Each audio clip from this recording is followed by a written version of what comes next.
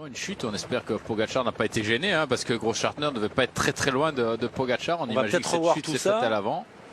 Si là il y a Julien en dernière position. Alors ce qui met sur la gauche là-bas. Ouais. Ah ouais. Milieu de peloton, on va dire. Ouais, milieu. Hein. C'était pas dans la première partie du peloton. Je ne pense pas que Pogacar soit à cet endroit. Premier problème pour les équipiers de Tadej Pogacar sur ce Giro avec la chute de Félix Großschartner, l'ancien champion d'Autriche. C'est pas reparti tout de suite, alors que vous voyez que Kevin Vermaerk est reparti et il est attendu. Il a mal au genou. Tête ouverte, hein, est-ce que... Et tombé dans l'herbe. C'est mieux que sur la route à choisir, mais bon, quand même, il peut s'être fait mal. Et c'est vrai que c'est un élément clé, hein, pour les étapes de montagne. Et bien joué, l'équipe UAE. Bien joué, hein, Philippe, vous l'aviez vu, hein, le coup des 20 km. Lui aussi, il a regardé le roadbook, Andrea Piccolo. Ouais, disons que le terrain de jeu est idéal, hein, pour essayer d'attaquer. Malheureusement, Piccolo est seul. Hein. Je pensais que d'autres coureurs allaient suivre. Ouais, là, on a changé les équipiers. Hein. C'est Baggioli, désormais le puncher, hein, qui est... Ah non, c'est toujours Gabriel Zabier qui est là. En pleine forme, avec Michael Bierg, toujours à côté de lui. Pogacar dans les premières positions. On remonte Daniel Felipe Martinez. On veut plus se faire surprendre. Le maillot cyclamen est là. Luc Plapp a terminé son travail et on a repris Andrea Piccolo. On va revoir cette chute. Regardez en même temps le geste de Julien Lafilippe qui va tout de suite faire un signe pour prévenir les voitures qui sont derrière. Ouais, parce que c'est vrai, bon, il a un bon réflexe. C'est vrai que des fois, la moto peut être un peu distraite et se faire percuter par une moto qui pèse pas mal de kilos, ça peut être très dangereux. Donc, il a bien fait de faire ce petit signe. Après, l'Américain Kevin Vermaerk est reparti. On n'a pas vu Félix Großschartner repartir. À mon avis, il est coupé au genou. Hein. Ça peut être coupé par une partie du vélo. Ça peut être coupé aussi par le disque. Hein. Le sien ou celui de Vermaerk. Ouais. Parce que là, en général, lorsqu'on tombe comme ça sur le côté dans l'herbe, si on ne touche rien, ça... Il suffit qu'il y ait une pierre aussi. Ouais, aussi. Pas grand-chose. Hein. Großschartner, hein, c'est quand même, avec Maïka, hein, un coureur qu'on a besoin en haute montagne. Ortona, véritable balcon sur la mer, ce qui donne son charme à cette ville des Abruzzes. On l'appelait d'ailleurs Ortona a Mare, bien avant.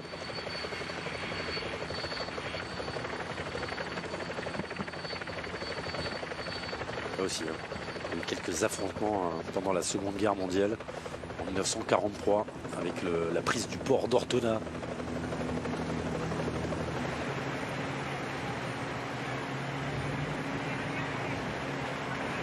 Ça fait mal. Ça fait mal à certains là, ce petit coup de cul dans le final. Tobias Foss dans les dernières positions pour l'équipe Ineos Grenadiers.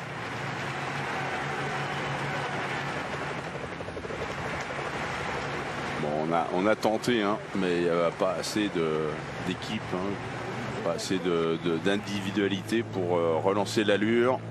Et on devrait se diriger vers un sprint massif inéluctable. Ce sont les Canadiens qui avaient libéré Ortona. Et puis on a un Romain Bardet également encadré jusqu'au moins aux 3 km. Double objectif, hein, pour la DSM aujourd'hui. Donc bon, on peut comprendre qu'il les laisse un peu dans la nature. Il va essayer de peut-être prendre le siège de la voiture, voire peut-être aller voir la voiture du médecin, voiture numéro 2. Vous parliez de Jacobsen, ça doit être la journée Jacobsen. On sait qu'il y avait des difficultés dans les sprints massifs, parce qu'avant chaque étape, il y avait des ascensions, un rythme endiablé, et on sentait qu'il lui manquait de l'énergie. Aujourd'hui, même l'étape, certes, était longue, il y aura une belle moyenne, mais je ne pense pas que Fabio Jacobsen, aujourd'hui... À aucun moment, Jacobsen n'a été aussi frais pour un sprint massif. Ça peut être son jour, la petite surprise peut-être du chef, même si au départ du Giro, hein, il était annoncé parmi les coureurs candidats pour gagner des étapes. Il est regroupé à gauche autour de Daniel Felipe Martinez qui était en 4e position. Ça discute à l'arrière entre Tobias Foss et Luc Plapp, les deux spécialistes du chrono. Ouais, les Bora, beaucoup de gestes dans le peloton pour montrer les difficultés. Ouais, les Bora autour de Martinez, mais aussi autour de Van Poppel. Hein, double objectif aussi, hein, pour les Bora Hans Grohe. Qui remonte à gauche, juste à côté d'Alessandro De Marchi. On voit, il a très peur dans le peloton. Hein. Il n'arrive pas à prendre des risques. On le voit perdre des positions à l'approche du rond-point.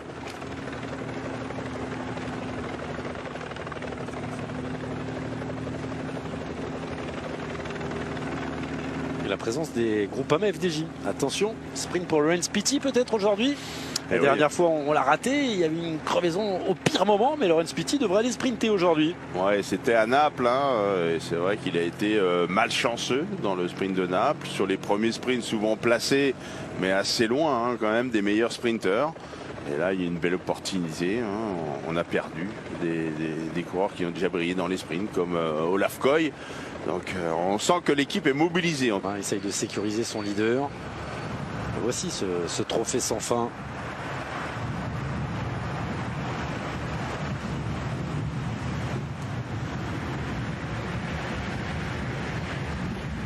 Jimmy Janssen, c'est fini. Bon, t'as bien bossé, Jimmy. Il y a Gebre Xavier hein, juste devant. Ils sont tous là.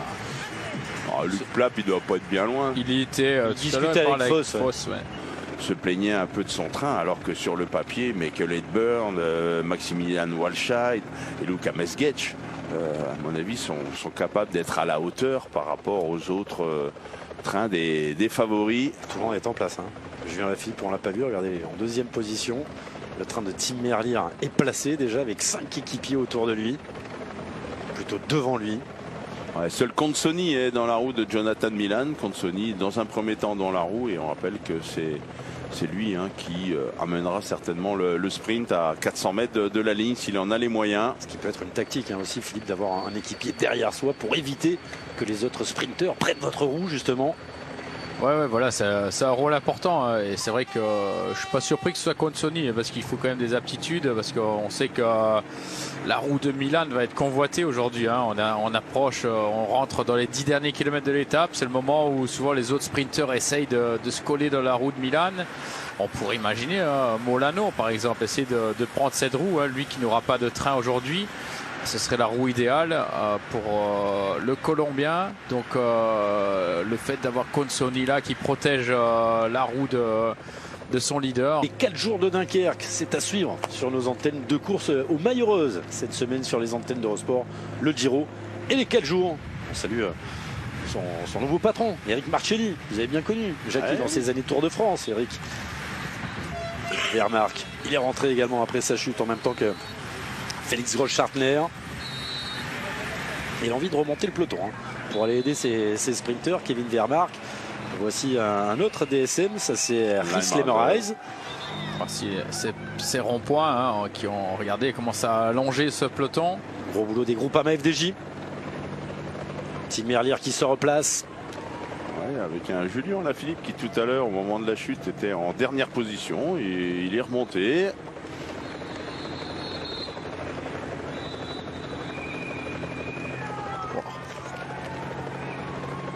Oula, c'était chaud là pour Merlier, bien manœuvré. C'est Merlier qui est dans la roue de... C'est qui là?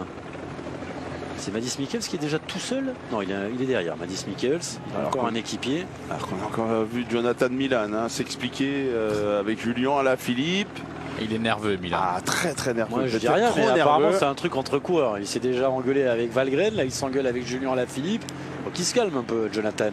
Ouais, aujourd'hui, il est très nerveux. Hein. Il a la pression. Il a le maillot cyclamen. Il a déjà gagné. Il ne devrait pas avoir trop de... Il veut pas gauche de la route. Et là-bas, on va aller chercher ce fameux demi-tour. Et vous le voyez, l'arrivée, elle sera sur la ligne opposée. Hein. Protégée, on le disait, par les maisons. Alors, la ligne opposée, c'est la voie ferrée. Mais regardez un petit peu plus à droite, il y avait l'avenue de la ligne d'arrivée. Dans 2 km, un peu plus de 2 km, on va faire engager ce demi-tour. On va certainement avoir un sprint hein, à un peu plus de 4 km de l'arrivée pour se placer. Ça anticipe à droite de la route avec les Alpecin qui essaie de faire l'effort. Travail terminé pour les équipiers de Laurens Pitty. Il est où Laurens Pitty? Il a encore un équipier, il se cache, il faut arriver à se cacher. À gauche, on met en sécurité, à droite maintenant de l'image. Regardez, deuxième position, c'est Geraint Thomas là, dans la roue d'un équipier. On le voit bien avec ses lunettes blanches, Geraint. Julien Lafilippe, plein centre. J'ai l'impression qu'on a choisi de prendre la roue de Jonathan Milan, côté Soudal. Merlier qui arrive seulement maintenant. Donc Julien va pouvoir faire l'effort et essayer de remonter. Petit coup d'œil derrière, voilà. On y va. Allez, c'est ça. Il faut bien prendre la droite parce que, comme on a vu Anders, c'est là que ce sera le plus rapide, le chemin le plus court à droite de l'îlot. Et c'est Julien qui a initié ce mouvement. Et là, un petit avantage pris dans les équipes de sprinters par la Soudal, puisqu'à tout côté, on est plus là pour protéger Geraint Thomas. Là, Jaiko, complètement à gauche. Ah oui, avec Ed Byrne qui est là dans sa roue, c'est Walscheid. On ne le voit pas, si on l'aperçoit. Il y a évidemment Caleb Ewan dans la roue du géant allemand. On surveillera aussi Jonathan Narvaez. Il est placé dans la roue de 3 équipiers. On protège Geraint Thomas, mais pourquoi pas voir Narvaez sprinter. Oh, le signaleur, il a pris des risques. Ouais. En étant là. Faut oser. Attention, on va arriver à ce fameux angle droit. 90 degrés à droite. On entend les cris, les cris dans le peloton. Ça résonne. On a certains coureurs comme Lonardi pour la Polti Cometa qui se replace. C'est pas les sprinteurs qu'on a le plus cité, effectivement. Lonardi de la Polti avec une 10e place à Andorra pour meilleur résultat pour l'instant.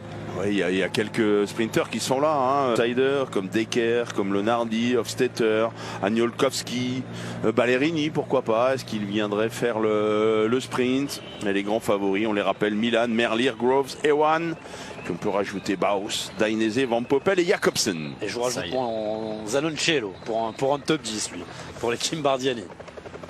Ça passe sans encombre. Allez, c'est passé. Le tunnel. Iris vous l'a montré. Deuxième virage droite. Rétrécir encore. Et on arrive à ce second virage droite avec l'équipe Ineos Grenadiers en première position. Ouais, Swift. Sheffield et Geraint Thomas.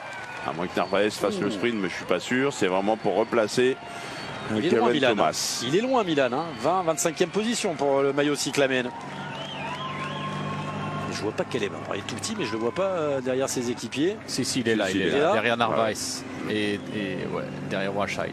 Après, on parlait de la position. À partir du moment où on se retrouve pas enfermé, il faut être vigilant, évidemment, ne pas se faire déborder par une équipe au complet. Attention à droite de l'image là.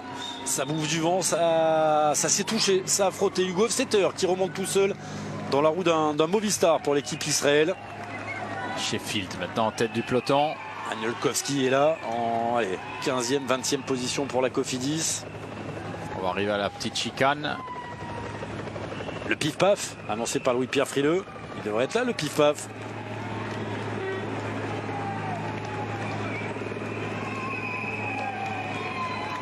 Le voilà. Le voici. Pif et paf. Des petits pavés derrière. Ouais, c'est des dalles, ça passe. Ouais, mais ça a encore étiré le peloton. Si vous étiez 25e, vous êtes toujours 25e. Vous êtes un petit peu plus loin. Groves également au même endroit que Milan, mais Pogacar qui remonte tout seul, ça a touché derrière Pogacar là. Ouais, qui était en train de remonter Molano. Ouais, Danouleux qui a mis un petit coup d'épaule à Rui Oliveira. Il va pas, il remonte Molano. Il a dit je vais pas y aller, mais j'ai l'impression qu'il était en train de remonter Molano quand même. Tadej Pogacar dans la roue maintenant de Jonathan Narvaez. Ouais, parfois on prend moins de risques là qu'autour de la 20e place. Le train des Jaiko complètement à gauche de l'image. En 3e position, c'est Caleb Ewan, suivi des Soudal de Tim Merlier. Un petit peu enfermé, les Lidl à l'opposé. On joue encore des coudes. Qui a dit à ses équipiers on se relève, on est dans les 3 derniers kilomètres, on ne veut plus prendre de risques. Ouais, et puis il ne devrait pas y avoir de cassure, il n'y a pas de virage, c'est tout droit. Les seules cassures qui pourraient intervenir, c'est en cas de chute. Mais en cas de chute, tout le monde sera replacé dans le même temps. On va mettre un train en place aussi pour l'équipe Arkea BNB Hotel, probablement pour Jente Biermans, ou alors ce sera au tour de David Decker. Difficile de voir là. Dainese derrière. Ça a failli toucher d'ailleurs à ce niveau-là. Entre les rouges et les noirs avec Mirko Maestri. Ouais, Donovan Grondin qui est en train de remonter pour l'équipe française. Caden-Goff, ils ont vu ouverture au centre, ils vont y aller les Alpecin. Et c'est parti. Le train de Groves qui joue des épaules. épaules. Derrière avec le train de Tim Merlier. Aujourd'hui. Et Van Fass, voilà, on ne peut pas vraiment rouler à 70 km/h. On ne peut pas rouler à plus de 60 km/h. Van Fass. Qui va être le plus patient, qui sortira la tête au dernier moment. Nous sommes à la flamme rouge, ils sont à la flamme rouge, à 1 km du but. 11e étape de ce Tour d'Italie, à Francavilla al Mare. Ce sont les sprinteurs qui devraient avoir raison. Allez, Milan autour de la 10e place. Caleb Ewan dans la roue de Groves. Et Cimolai qui va anticiper. Regardez à droite, Gaviria, Cimolai. il va peut-être anticiper aussi. C'est le roi de l'anticipation, hein, Gaviria. Ah bah Cimolai cherche Gaviria, mais voilà, ils ne se sont pas trouvés. Et On le va sprint est lancer. lancé. Avec plein Chute. centre, une chute derrière, grosse chute, j'ai vu un vélo passer là, qui a traversé toute la ligne. Tiberlier, excellemment placé en 2e position. Dans la roue de Van Lerberge. Il y a un DSM qui est allé au sol. On regardera tout ça un petit peu plus tard. Avec Jonathan Milan complètement à gauche. Oh, ça a l'air bon pour Jonathan Milan, tout en puissance. Ça va jouer entre Merlier et Milan. Jonathan Milan qui s'impose devant Tim Merlier. Avec Aden Groves qui vient donc prendre la 3e place. Et c'est vrai que ça a été chaud dans les 200 derniers mètres. On a vu des coureurs qui ont touché les barrières. Ça a été chaud à 500 mètres de la ligne avec cette chute. On l'avait vu nerveux, Jonathan Milan, tout au long de la journée.